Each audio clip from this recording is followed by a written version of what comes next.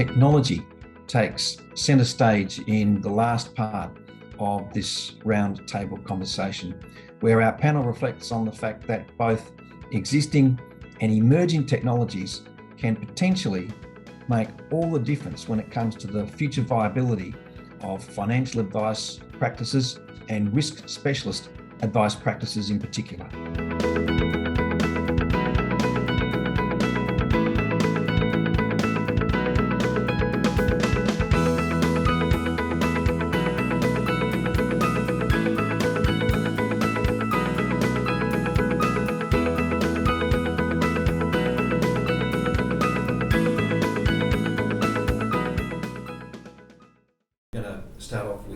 Brett, and a particular discussion point we were looking to have today is whether your business, your advice business, your dealer group firm, possesses the right technology solutions in order to thrive into the future. And we're starting off with you, Brett, and I'm referencing a previous Risk Info article that starts off, new platforms to slash cost of risk advice. Would you like to take it from there? So I think obviously we're all struggling with cost to serve, complexity, compliance risk. In today's day and age, or sitting here right now, do we have the right technology to thrive into the future? No, because practices have a technology spaghetti, not a tech stack, not a tech solution. It's lots of little things joined together that solve a small piece of the big problem, and that's where a lot of the cost and compliance risk and complexity quite a comes reaction from the panel, Brett. Seems to be true. Like mashed potato, That's right. Yeah. Okay. So the way we sort of look at it is, if you think about accounting before Xero came along, it was some archaic systems, some clunky processes, heaps of paper shuffling. You paid your accountant to process stuff and do stuff, not provide advice. And then Xero came along and one end-to-end platform, client, accountant, ATO. The life insurance business at the moment is at the pre-Xero stage sort of thing where we're at in our journey, looking at archaic systems and really, clunky processes and things band-aided together to make it work. And from a client experience point of view, it's not great. From an advice provider point of view, it's not great. From an industry and insurer sustainability point of view, it's not great because it's too hard to get advice or provide ongoing service. So the gaps we're filling are around how do new clients get access to advice? So whether that's they're empowered to seek it out, or whether it's easy for accountants, mortgage brokers, general insurance brokers, super funds to refer through to risk specialists, through to once that client has expressed the interest, it doesn't matter what size premium they're looking at, you're happy to provide the advice and help them. So how do we cut that cost of advice from 10 to 15 hours down to sort of 90 minutes or less? So, for a few $100 worth of time or $500 worth of time, you can help the average Australian without turning them away or having to make a loss. Then you've got the reviews and ongoing service piece, and this comes back to the IDR stuff as well, is that to provide a really proactive value add review and ongoing service piece, advisors are standing there with a fire hose at the moment, where really we want to be standing there with a watering can. Like, holding the fire hose is exhausting. Multiple portals, manual and clunky renewal packs, clients always have questions. You hope and pray they don't want to make a change, because then that means a new advice process, or you've got to spend hours going down an ROA It's process. almost the still quality of advice, it's just delivering it in a more synchronised way. 100%. That's right, 100%. And you can achieve super high quality, like we've codified with Life Food Best Interest. Like you to have the technology doing the stuff that we as advisors don't want to do, and have the advisors doing the stuff where we add value and what we want to do. And then even through to claims as well. Like, most claims are driven through email. Like, you ring up and ask for the claim forms, they get emailed through a few days later. A lot of the questions aren't relevant to the client's condition that they have. Then you bounce it around between the doctor, the client, the claims manager. If it's IP, the accountant, you send it all back. A lot of the times questions are answered incorrectly, then it goes back again for another And round. there's a better way of doing that, Brett? There's a 100% better way of doing that, yeah. So that's, we So sort that's of software related rather than email.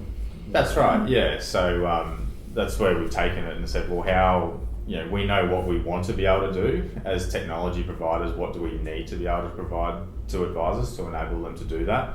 And how do we do that in one system, not 10 systems or 15 systems? How do we enable an advisor to run their practice on one system? And it's everything from engaging and educating with referral partners and receiving those referrals, through to helping new and existing clients through to renewals, reviews, ongoing service, and then claims as well. So When you're wearing that hat, do you feel okay when you wake up in the morning? I do, yeah. I actually get out of bed excited with that, yeah. So Okay. yeah, so that's what's driving my team and I is knowing that there's that better future coming. Yeah, Yeah, I think, and with integrity as gold partners as well. So. I think the piece from our perspective is certainly industry-led collaboration to a better experience, a better outcome is ultimately what we're really supportive of, and it's around this not compromising on quality, but being able to remove complexity, and I think that's a really important piece that Brett has been and the team have been working through, is trying to find this. Don't ever compromise on the quality, because quality is without approach, but definitely this complexity issue has to be removed for the benefit of all, because as I spoke about earlier, the two key things we're trying to achieve here is how do you take time costs, how do you take monetary costs out to create capacity to provide more advice to more people who need it. That's the enabler. And I think that's the big thing with any type of tech proposition, is how does it enable those things to be achieved and create capacity for more advice to be delivered. I liken it a lot, for me, Pete, is we can't continue to live in an analogue world when this is the digital age, right? So it's an opportunity. And as an industry, we're probably anchored into analogue kind of processes and approaches, and this has got to be that kind of moment where we have this circuit breaker and really embrace appropriately. Sounds great, Russell, and we look forward to that opportunity rolling out. But what's your take on it, Jamie, from a licensee perspective? If I come back to my 4 pillars, 2 of those were process and performance. So we have provided our advisors with Power BI because we know that they're saving their insurance policies in whatever nominated software. Yes, predominantly Xplan within our group, but we're processing the commission in a different system, and neither of those systems overlay. So we've given them the connectivity to be able to look at historically what's happened with clients from a premium and a sum insured, and they've then got the ability to look at that in one view for their whole business, and then measure performance, measure what's happening in terms of trend data. But the next layer we can't do alone, and that's the process. And if I think about the clunkiness that we've mentioned, we really need to move forward in a collaborative state to fix a lot of those elements. And yes, we all hope the quality advice review will be a component of the process, making it more streamlined. But even without it, underwriting, clunky, claims, as you just alluded to, clunky, and that is not streamlined in any way. And it's time to get it done. It's time. It's time. If we don't, we want to be seen as professionals and working with professional partners. We have to come together to move this forward, because like I said, we've had to do it in the platform space. We have to step in from an insurance perspective Right, now. okay. So before we, time flies, it's amazing. Before we go to a round-up of final comments, can I throw it open to anybody else that has anything they'd like to contribute on this notion of technology helping the advice proposition or advice businesses thrive into the future? Anybody? 100%, I think, is a game changer. I've been filling out alteration paper applications for 20 years. I'm tired of it. Yeah. And over the last few years, we've had a whole bunch of technology come through, which is amazing, but within an advice practice, you now have 10, 15, 20 different pieces of software to provide that client experience.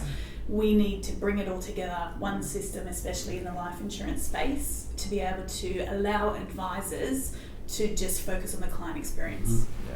Let the tech do the process. Anybody else? Advisors do a great job of being a majestic duck going across the pond in the background, and that's just really important for us to eliminate that. So technology's got a huge part to play. Advisors do a good job of plugging it and band-aiding it and making a good experience for clients. But the ultimate reality is that markets always move towards efficiencies and demand providers stay relevant. So I think as an industry, we need to step up to the plate to make sure that we're continuing to deliver that ever evolving experience that clients expect. No, it sounds Yeah. great, Brett, and we'll look forward to that and to your progress as this part of the sector unfolds some more. So thank you for that. Thank you. Thanks, Peter. Now we're going to finish off with you, Russell, as our host, but I'd like to go around the table, starting with you, Phil, for any final comments you might like to make on anything we've discussed today, or perhaps anything we haven't that's related. Yeah, I think the outstanding thing about today is it demonstrates the level of passion that still exists in the marketplace in terms of a dynamic future for advice, but it has clearly highlighted that there's a range of challenges, whether that be how we get more advisors, what the products look like, how we use technology. The important thing is that we need to be able to invest in this space, and the life insurers need to play an important role in doing that.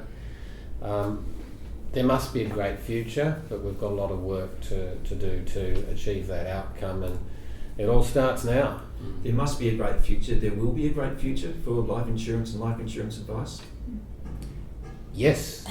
Okay. All right. Thank you very much, Phil. Thank you very much for your contribution. We'll turn to you, Jodie, and then we'll go around the table that way. So Yeah, thank you. sure. Thank you also. Thanks. So I think for all the advisors out there, I'd just like to say, yes, we definitely will thrive in the future. Bring it back to the 4 Ps, with the most important one, stay passionate, deliver the client experience, focus on what you can control, because we can control a lot in our own practices, and as an industry, we'll bring it together to be able to move forward. Brilliant. Thank you very Yeah. much, Jodie. Chloe. I think the conversation has changed. We're having more of these conversations, which I think is really fantastic. And if we continue to do that and invest our time across these issues, and they're big issues, but I don't think they're insurmountable. I feel like we've got some really good buy-in. Do you sense a growing momentum amongst your own colleagues? I do. Yeah, I do. Definitely. We've got some big hurdles, no doubt. But it's actually nice to see the conversation having shifted as to how we actually approach them and overcome them collectively. Failure is not an option. We have clients that need us to provide a trusted advice, so we're really focused on that and how we deliver it, and also taking the pressure off our people and empowering them to have a good conversation. I think this all aids in that. So it's good to see the conversation shifting. Brilliant. Thank you very much, Nick. I feel like we have so much shared knowledge at this table and in our industry when we're trying to attract people in, or we're trying to show that segment that's underinsured. We have to keep telling stories, and we have to keep sharing those and do that really well, because it's until that you're sharing those experiences, or how you've helped people and the value that you've given them. The industry hasn't been good at doing that historically. We haven't, and we all have these stories. So I just feel like, what's one thing that we could commit and change from today? How do we keep sharing stories? How do we, elevate that so that people see this is a valuable area to choose to be in advice? And secondly, sharing a story of why a 30-year-old, person does need insurance, even if they have no debt, why insurance is still valuable. So until we keep sharing and do a better job at that. And again, that's something that's within our control. The sector's control. Yeah, definitely. Okay, all right, thank you. Very much appreciated, Jamie, as we turn to you, Dawn. I think we are so important in this passive system that we are in, just because everyone is kind of, they're growing up culturally that way, to be passive around their finances, and really the work is left up to us as advisors to turn that into an active engagement. I think that's so powerful when people take control of their own financial stories, because they've got the ability to actually change the narrative of how their financial position actually is turning out. And that's our role. Our role is to change the stories. I mean, in 2015, Rice Warner estimated that it's costing $1 billion under insurance on our social security system. The power is really in our hands, and we really need to be supported better. And I think all of us have fought the good fight the last number of years. We're still here to stay. We are going to thrive. I think we're thriving in our hearts. And we just hope that we can be better supported so that we can actually bring a bigger impact. So you and Jamie are sort of issuing a challenge to the sector to be better at sharing the story. Yes, yes. Okay, well, that's a challenge that I hope the sector embraces and achieves. As thanking you all, we turn to Russell for the final say. Thank you.